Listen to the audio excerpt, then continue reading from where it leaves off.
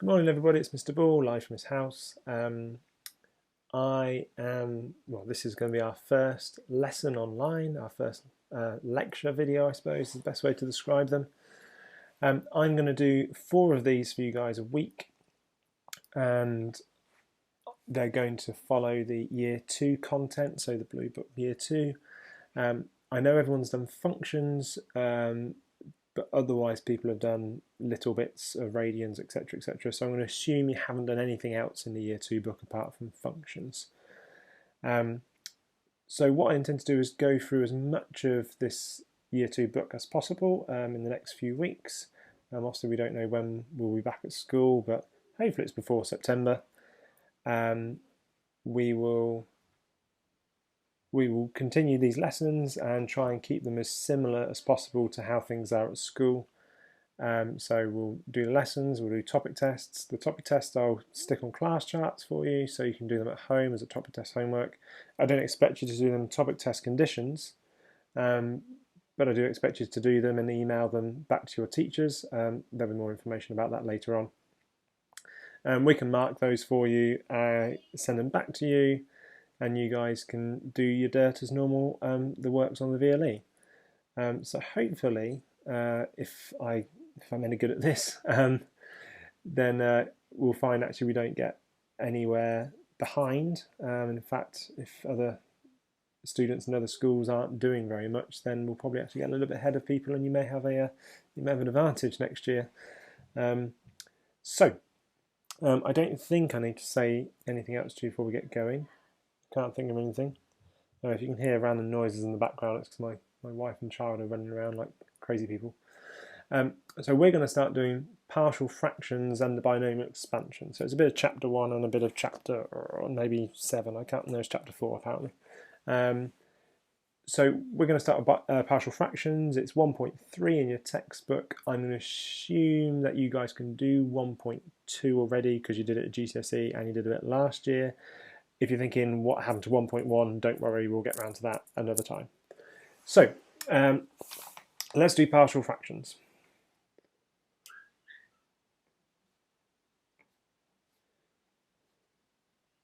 And I've lost my ruler already. Where is it? There it is. Okay, so just to motivate this slightly, what I'd like you to do first is, can you write 1 over x plus 1 plus 3 over x minus 2 as a single fraction? So just pause the video, have a go at that, and press play again when you're finished. Okay, so hopefully you times the left-hand side, top and bottom, by x minus 2, because we need a common denominator, and you times top and bottom here by x plus 1. If you do that, you get a common denominator of x plus 1, x minus 2. If you times the left-hand side by x minus 2, you've got 1 lot of x minus 2. And if you times this side by x plus 1, you've got 3 lots of x plus 1. I'd strongly suggest when you do this, if you're not doing this already, that you leave the fractions in until you've dealt with this sign here. In this case it doesn't matter because it's a positive sign.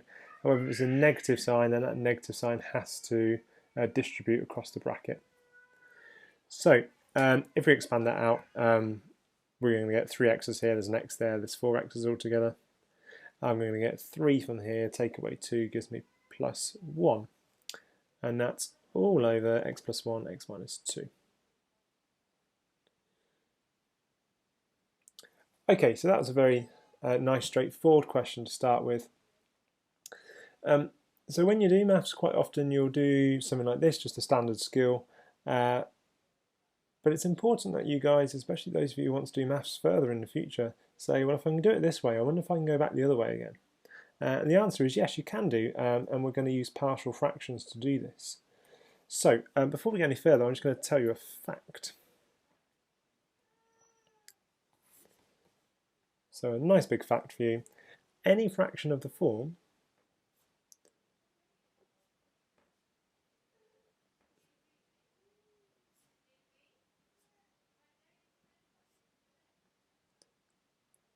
So any fraction in the form px plus q, so p and q are just constants, x is obviously a variable, over ax plus b cx plus d can be written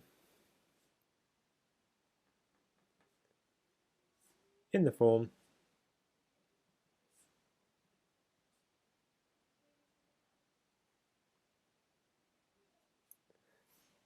a over ax plus b. So in other words, some constant over the first linear factor plus b, so some other constant, over cx plus d. Okay, I've written capitals here and lowercase there. Okay, so apparently this is true. So we can use this to do this question, which I said, we also know what the answer is. I'll leave it to you to think about whether there's many different answers, as in going backwards. So if I have this, how could I go back to this? Well, what we do is we say, well, I know that this matches up to this because there's a linear factor on top. P could be 0, so this could just be a number on top. And I have two linear factors on the bottom. So because it looks like this, I know that this can be written like this, and obviously that was the original question anyway. So we know this is true, at least for this example. So if you were asked to do this in an exam, the question would say express 4x plus 1 over x plus 1, x minus 2 as partial fractions.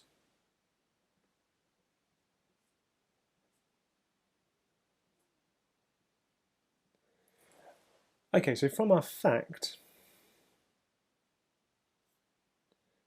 we know that 4x plus 1 over x plus 1, x minus 2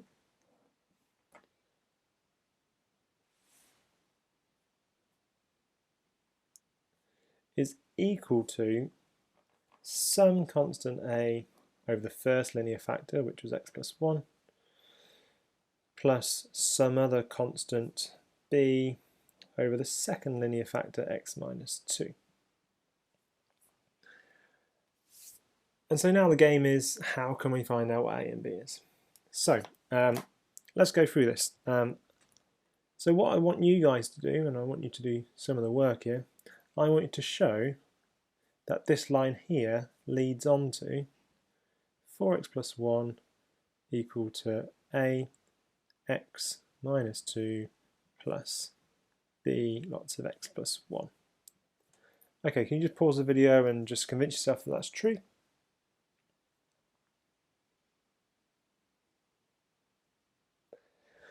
Okay, so hopefully what you did was you times through by this denominator here. There's no denominator here, so clearing this out, we'd need to times the top by x plus 1, x minus 2. So if you did that, you would end up with this. So if you times 3 by x plus 1 equals x minus 2, you'd end up with a x plus 1, x minus 2 all over x plus 1. Plus b lots of x plus 1, x minus 2, all over x plus 1. Sorry, all over x minus 2. That's going to go wrong. So, if I times 3 by that, I get this thing, and hopefully you can see that this factor in the numerator cancels with this factor in the denominator, and indeed this x minus 2 cancels with this x minus 2 here. And I'm left with bx plus 1, which is this, and ax minus 2, which is this bit, so it works. Good. Okay, so let's just go a bit further. So I know I've got 4x plus 1 is equal to a x minus 2 plus b lots of x plus 1. Let me just double check I've got that one right. I did. Good. Okay, so what I want you guys to do is let x equal 2 and show that b is 3. just pause the video and show that that's true.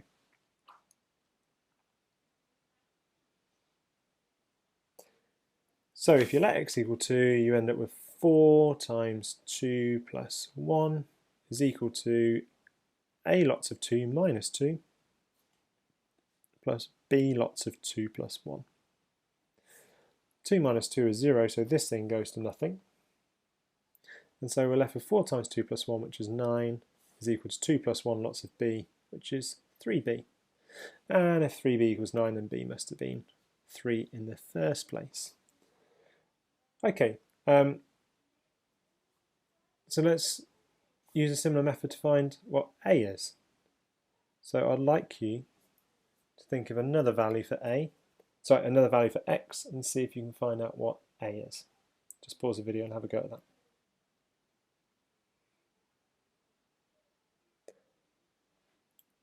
Okay, so let's just see what we did here because we didn't discuss it. To find b, I decided to kill a, and I kill a by making the thing it's times by 0. So if I want to find a instead of b, what I'm going to do is kill b. So if I want to find a, I need to kill b because then I have less constants, less unknowns, that's the word I'm looking for. To kill b, I'm going to make x minus 1 because that will make this whole bracket 0, which makes the whole term 0. So if I let x equal minus 1, I'm going to get 4 times minus 1 plus 1 is equal to a lots of minus 1 minus 2 plus b lots of minus 1 plus 1, and that goes to 0 because minus 1 plus 1 is nothing. 4 times minus 1 is minus 4, minus 4 plus 1 is minus 3. A times minus 1 minus 2 is minus 3, so this is minus 3a, and so a must be 1.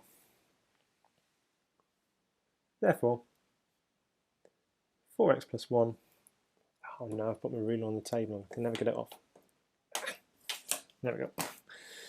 4x plus 1 over x plus 1, x minus 2 is equal to, now this is something which I get wrong sometimes, you need to make sure you get your a's and b's in the right place. And so it is a over x plus 1, so it's 1 over x plus 1 plus 3 over x minus 2.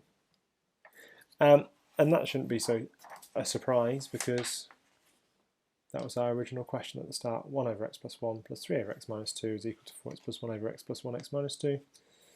That bit there. And we've showed that actually we can undo that process to find what the original fractions were. Okay, so what I'd like you guys to do using that method we've just done is can you do exercise 1D, I think it is. Let me just double check. Yep, exercise 1D.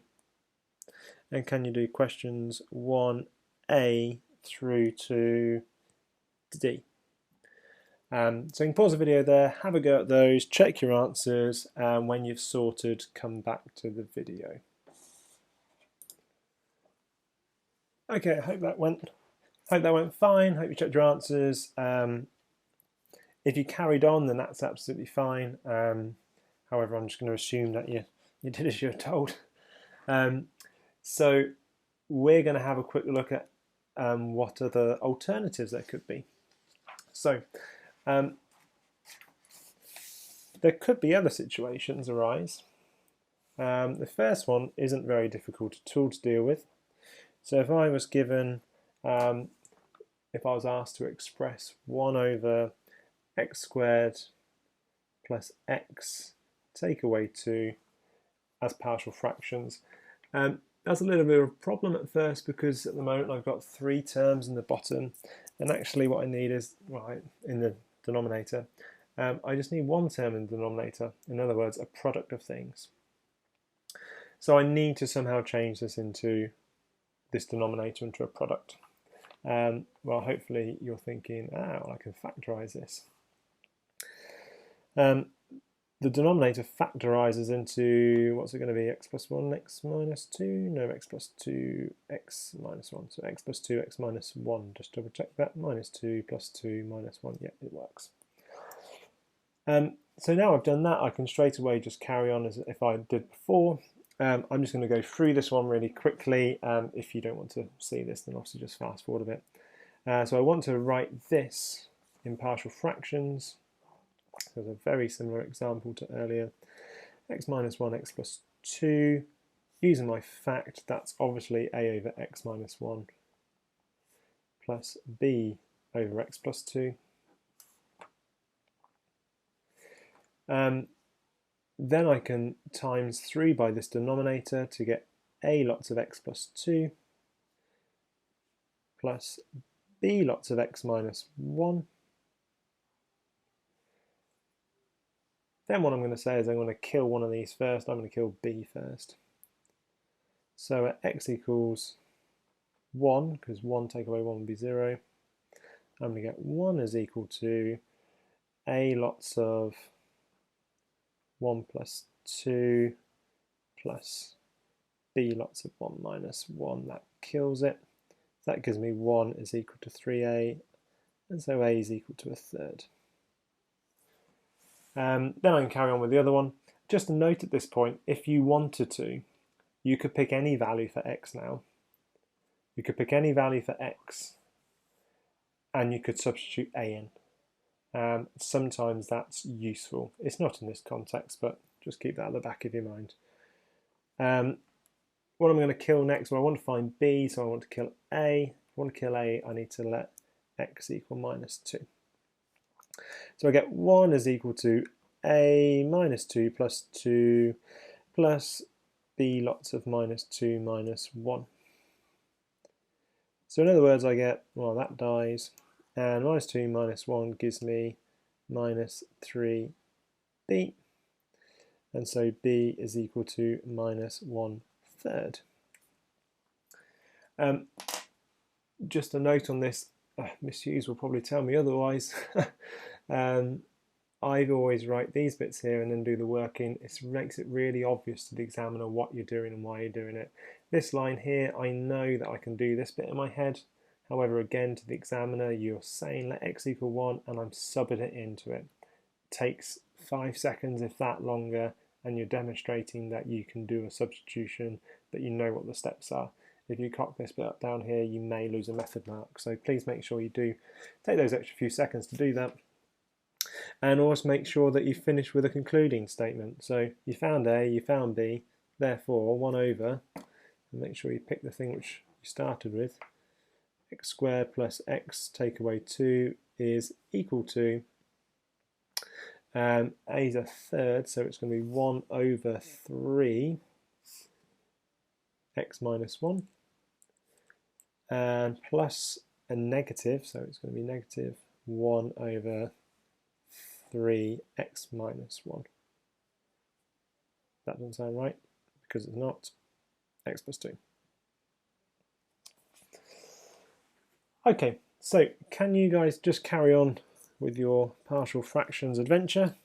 Can you now do exercise 1D again? Can you finish question 1? So question 1, e to h. Question 2 and question 3. So pause the video, have a crack at those. Once you've done them and you've checked them, please start playing the video again. Okay, so hopefully that's gone fine. We're just going to deal with the last little bit of the exercise. If you look at the last bit of the exercise, you'll notice, if you want to know what I'm doing, I'm trying to pick my ruler up. It seems to get stuck to the table. The last bit of the exercise doesn't just have 2 fractions in the denominator. It also has a third linear factor. And that's okay, because we can extend our fact earlier to 3 things. So if I just have if I start off question 4 from your exercises, I've got 2x squared minus 12x minus 26 all over the linear factors x plus 1, x minus 2, x plus 5, x plus 1, x minus 2, x plus 5. It also says that x has to be bigger than 2. So just before we go any further, those of you who are thinking about functions specifically, if we go back to, let's go for this question here. So some eagle-eyed people might say, well, if this is a function, sir, this function, if I think about its domain, it won't accept 1 and it won't accept negative 2. And then 2 lines later, I stick 1 and negative 2 into it, which seems a bit counterintuitive. It's to do with the fact that we've changed this function. We're not going to have time to go through this thoroughly now of why that's okay to do, but the short version of this story is, yes, things in the domain might not work here, but it's fine to use them later on. So similarly with this question here, it does say in the question that x has to be bigger than 2. You can ignore the domain for the purposes of this and just crack on your way, and you can probably guess from looking at this that you're going to want to use x is minus 5 and x is minus 1. So expanding this, so trying to write this in partial fractions, you should get a over x plus 1 plus b over x minus 2 plus c over x plus 5. So long as I just carry on my linear factors, it's absolutely fine. And then if I times through by this big denominator on the bottom, I'm going to get 2x squared minus 12x minus 26 is equal to a lots of x minus 2x minus x minus 2x plus 5 even, plus b lots of x plus 1x plus 5, plus c lots of x plus 1x minus 2. I would check these at this point that you've actually made the right ones up, so just read them through: x plus 1, x minus 2, x plus 5, x plus 1, x plus 5, x minus 2, x minus 2, x plus 5, x plus 1. If you end up with repeats where a question there's no repeats, obviously you've made a mistake. Sometimes this sort of working go has to go over to multiple lines. I would suggest you to write as much as you can on one line. Don't split a term up over a line, but just indent it significantly onto the next line so it's sort of obvious that it's all part of this side of the equation. Obviously from here you'd want to pick values to find either a or b or c. So for instance, you could kill a and c by letting x equal 2. That will kill this one, doesn't matter what that is.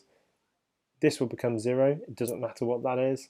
And so we'll be left with b is equal to whatever that is, 3 plus that's 21b is equals whatever this is if you stick 2 in, etc, etc. So I'm going to stop there and I'm going to let you finish that one off. But it's the same process as last time, it's just that little bit longer. Can you guys try and finish all the way? So do all the way from exercise 1D. Can you finish off question 4 up to 7? And I think that's more than enough for today. It's 24 minutes of recording. You guys have got lots of work to do. And I'll speak to you again tomorrow. Hope you're all keeping well. Speak soon. Bye-bye.